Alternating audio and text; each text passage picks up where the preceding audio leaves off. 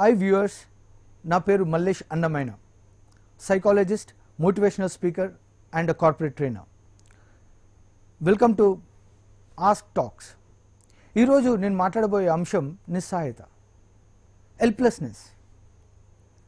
చాలామంది నేనేం చేయలేను అనే నిస్సహాయత భావంతో ఉంటూ ఉంటారు. నేను ఏం మార్పులు చేయలేను, ఇంకా నాతో ఏది కాదు అనే ఆ దృక్పథంతో ఉంటూ ఉంటారు.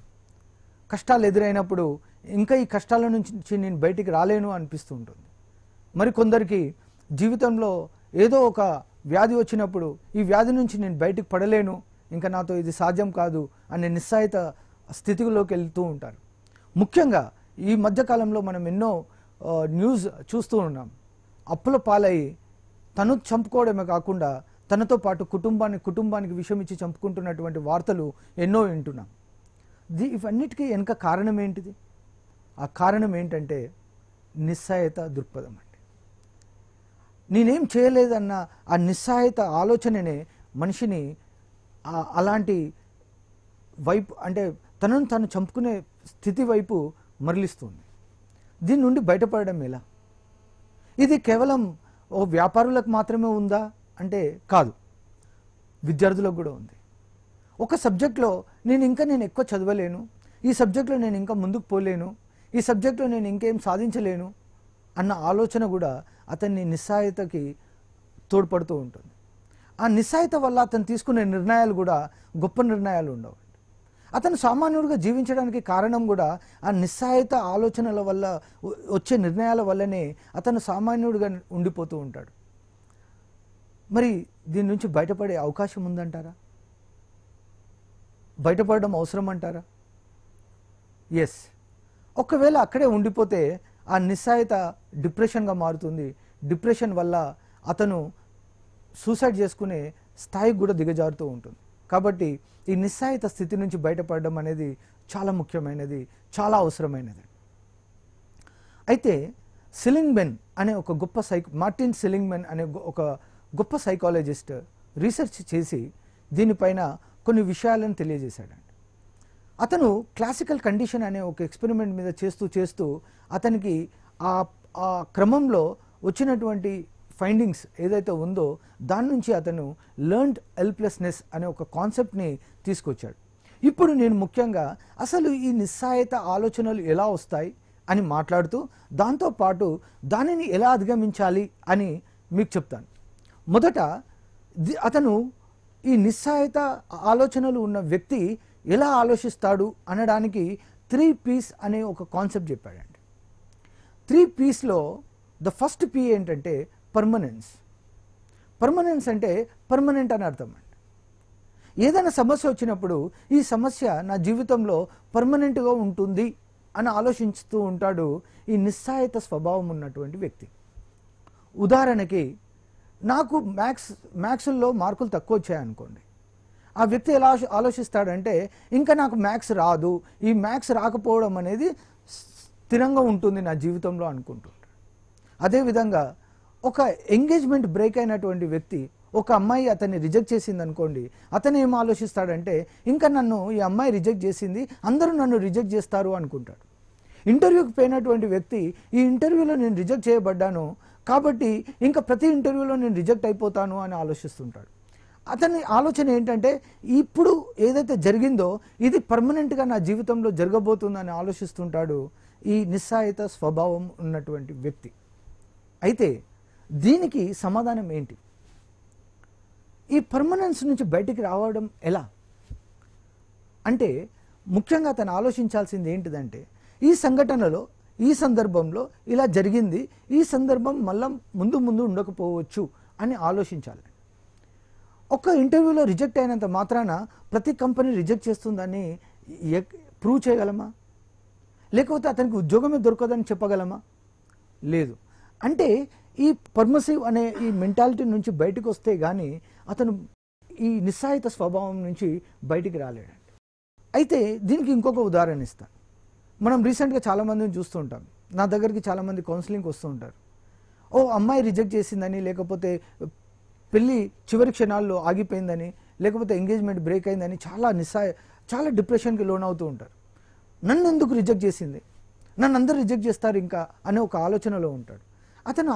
అతను గుర్తుంచుకోవాల్సిన విషయం ఏంటంటే, ప్రపంచంలో ఒక్క అమ్మాయి మిమ్మల్ని రిజెక్ట్ చేసింది, కానీ ఇంకా ఎంతోమంది బహుశా మీకు నచ్చేవాళ్ళు ప్రపంచంలో ఎంతోమంది ఉండొచ్చు. ఈ స్థితి పర్మనెంట్గా ఉంటుందని ఆలోచించడం మాత్రం తప్పు. ఇంకా రెండో పి పర్సనల్. దీన్ని పర్సనలైజ్ చేసుకుంటారండి. ఏది జరిగినా దీనికి కారణం నేనే అనుకుంటాడు అతనికి ఒక ఇంటర్వ్యూకి వెళ్ళాడు. ఆ ఇంటర్వ్యూలో అతను రిజెక్ట్ కాబడ్డాడు. ఇంటర్వ్యూలో రిజెక్ట్ అయితే అతను అనుకునేది ఏంటంటే, నా వల్లనే, నా యొక్క పర్ఫార్మెన్స్ బాగలేకపోవడం వల్లనే నేను ఈ ఇంటర్వ్యూలో రిజెక్ట్ అయ్యాను అని ఆలోచిస్తూ ఉంటాడు. అతను తనను తాను బ్లేమ్ చేసుకుంటూ ఉంటాడు. అయితే ఇక్కడ రెండు అంశాలు మనం గుర్తుంచుకోవాలి. ఒకటి బాధ్యత తీసుకోవడం, అంటే రెస్పాన్సిబిలిటీ తీసుకోవడం ఒకటి, తనను తాను బ్లేమ్ చేసుకోవడం ఒకటి. ఈ రెండు పదాలను మనం చాలా క్షుణ్ణంగా అర్థం చేసుకోవాలండి. Responsibility and blaming. ఎవరికి తెలుసు? ఆ ఇంటర్వ్యూ కండక్ట్ చేసిన వాళ్ళు అంతకు ముందే ఎవరిని తీసుకోవాలని నిర్ణయించుకొని ఉండొచ్చు కదా. లేకపోతే అవుట్డోర్ రిక్రూట్మెంట్, బ్యాక్డోర్ రిక్రూట్మెంట్ జరిగి ఉండొచ్చు కదా. లేకపోతే ఏదో రికమెండేషన్ పైన వాళ్ళు వేరే క్యాండిడేట్ని సెలెక్ట్ చేసుకోవాలని మీకు ఏదో సాకు చెప్పి మిమ్మల్ని రిజెక్ట్ చేసి ఉండొచ్చు కదా. అయితే ప్రతిదానికి రెస్పాన్సిబిలిటీ తీసుకోవడం, ప్రతిదానికి తనను తాను బ్లేమ్ చేసుకోవడం రెండు మంచివి కాదండి. వాస్తవాన్ని గుర్తించుకొని దాన్ని తగ్గట్టుగా మీరు రెస్పాన్సిబిలిటీ తీసుకోవాలా, లేక మిమ్మల్ని మీరు బ్లేమ్ చేసుకోవాలా అనే దాన్ని ఆలోచించి నిర్ణయం తీసుకోవడం అనేది చాలా ఇంపార్టెంట్. కానీ ఈ నిస్సహాయత స్వభావం ఉన్న వాళ్ళు ప్రతిదానికి వాళ్ళని వాళ్ళు బ్లేమ్ చేసుకుంటూ ఉంటారు. తన కుటుంబంలో మంచి జరగలేదనుకోండి, తన తమ్ముడు సరిగా చదవలేదనుకోండి, లేక వాళ్ళ అక్కయ్య కుటుంబం చక్కగా లేదనుకోండి, అతనికి మొదట వచ్చే ఆలోచన ఏంటంటే, నా వల్లనే నా తమ్ముడు సరిగా చదవలేదు, నా వల్లనే మా అక్క కుటుంబం బాగాలేదు అని తనను తాను బ్లేమ్ చేసుకుంటూ ఉంటాడు. దీన్ని పర్సనలైజింగ్ అని అంటారు. అంటే ప్రతి విషయాన్ని తను పర్సనల్గా తీసుకొని తనను తాను బ్లేమ్ చేసుకుంటూ ఉంటాడు. మరి దీని నుంచి బయటపడడం ఎలా? ఒక్కటి మాత్రం ఆలోచించాలి. మీ ఒక్కరే కాదు, చాలా విషయాలు ఒక అంశం పైన ప్రభావం చూపుతూ ఉంటాయి. మీరు ఒక సంఘటన ఒక కుటుంబం, మీ అక్క కుటుంబం బాగాలేదంటే దానికి ఎన్నో కారణాలు కావచ్చు. ఒకటి, మీ బావగారి యొక్క ప్రవర్తన మంచిగా లేకపోవచ్చు, లేకపోతే మీ అక్క యొక్క యాటిట్యూడే మంచిగా లేకపోవచ్చు, లేకపోతే ఆ ఇంట్లో వాతావరణమే చక్కగా లేకపోవచ్చు, లేకపోతే వాళ్ళ ఇంట్లో ఫినాన్షియల్ కండిషన్ మంచిగా లేకపోవచ్చు. ఎన్నో అంశాల యొక్క ప్రభావమే ఆ కుటుంబంలో సమస్య కావచ్చు. కానీ ప్రతి సమస్యకి మీరే రెస్పాన్సిబుల్ అని ఆలోచిస్తే మీరు నిస్సహాయత స్థితిలోకి, నిస్సహాయత ఆలోచనలకి వెళ్ళే అవకాశాలు ఉంటాయి. అయితే దీని నుండి బయటపడడం ఎలా? దీని నుండి బయటపడాలంటే ముందుగా మీరు ఆలోచించాల్సింది ఏంటిదంటే, ఈ యొక్క అంశం పైన నేను ఎంతవరకు బాధ్యుణ్ణి అని మీరు నిస్సంకోచంగా మిమ్మల్ని మీరు ఆ అంశంపై ఆలోచించాలి. దాని మీద క్రిస్టల్ క్లియర్ అనాలిసిస్ చేయాలి. మీరు చేసిన తర్వాతనే మిమ్మల్ని మీరు బ్లేమ్ చేసుకోవాలా, లేకపోతే మీరు రెస్పాన్సిబిలిటీ తీసుకోవాలన్న ఆలోచన తీసుకోవాలి. అయితే మూడో కారణం ఏంటంటే పర్వసివ్నెస్ అండి. పర్వసివ్నెస్ అంటే జనరలైజ్ చేయడం అన్నమాట. ఉదాహరణకి ఒక టీచర్ రోడ్డు పైన కూరగాయలు కొనుక్కోవడానికి వెళ్ళాడు. అక్కడ అతను కేజీ 50 రూపాయలు అని చెప్పాడు అనుకో. ఇతను 45 రూపాయలకి ఇస్తావని అడిగాడు. ఆ వ్యాపారి నవ్వుతూ ఆ 45 రూపాయలకి కేజీ కూరగాయలు ఇచ్చేశాడు. ఆ పక్కనే ఇంకొక లేడీ వచ్చింది, అదే కూరగాయల్ని అదే వర్తకుడి దగ్గర నుండి 25 రూపాయల కేజీ కొనుక్కుందండి. ఇప్పుడు ఇతనిలో వచ్చే ఫీలింగ్ ఏంటి? ఐఆమ్ యూజ్లెస్, అంటే నేను పనికిరాని వాడిని అనే ఒక ఆలోచన వచ్చింది అనుకోండి, అది చాలా తప్పు.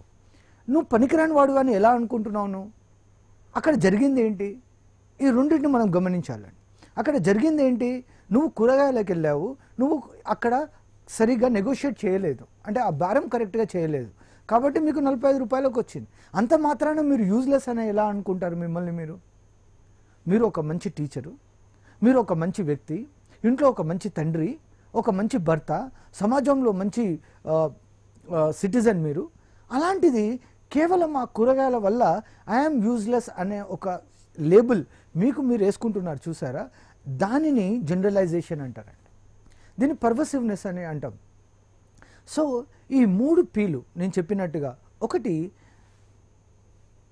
పర్మనెంట్, రెండోది పర్వసివ్నెస్, మూడోది పర్సనల్. ఈ 3 పీల నుంచి అధిగమిస్తేనే మనం నిస్సహాయత భావం నుంచి బయటపడడానికి అవకాశాలు ఉంటాయి. అయితే ఈ సెలింగ్మన్ చెప్పిన విషయం పైన చాలామంది ఎంతో రీసెర్చ్ చేశారు. ఆ తర్వాత క్లినికల్ సైకాలజిస్టులు కూడా దీన్ని వాళ్ళ క్లయింట్స్కి చెప్పడం, ఆ తర్వాత ఎంతోమంది డిప్రెషన్ నుంచి బయటికి రావడం కూడా జరిగింది. కాబట్టి మీరు నెక్స్ట్ టైం మాట్లాడేటప్పుడు మిమ్మల్ని మీరు ప్రశ్నించుకోండి, నేను మాట్లాడేది సంఘటన జరిగినప్పుడు దీన్ని నన్ను నేను బ్లేమ్ చేసుకుంటున్నానా, నేను ఎక్కువ పర్సనల్ చేసుకుంటున్నానా, లేక నేను రెస్పాన్సిబిలిటీ తీసుకోవాలా? ఒకటి. రెండోది, ఇది పర్మనెంట్గా ఉండబోతుందా లేకపోతే ఇది టెంపరీయా అని రెండో ప్రశ్న మిమ్మల్ని మీరు వేసుకోవాలి. మూడోది పర్వసివ్నెస్, నేను జరిగిన ఈ సంఘటనని ఆధారం చేసుకొని నేను జనరలైజ్ చేస్తున్నానా అని ఆలోచించాలి. సో నిరాశ నుండి మీరు విజేతలు కావాలంటే ఈ 3 P's నేను చెప్పింది, సెలింగ్మన్ చెప్పింది అధిగమిస్తే మీరు ఖచ్చితంగా ఈ నిస్సహాయత స్థితిలో నుంచి బయటకు వచ్చి గొప్ప గొప్ప విజయాలు సాధించగలుగుతారు. And thank you very much.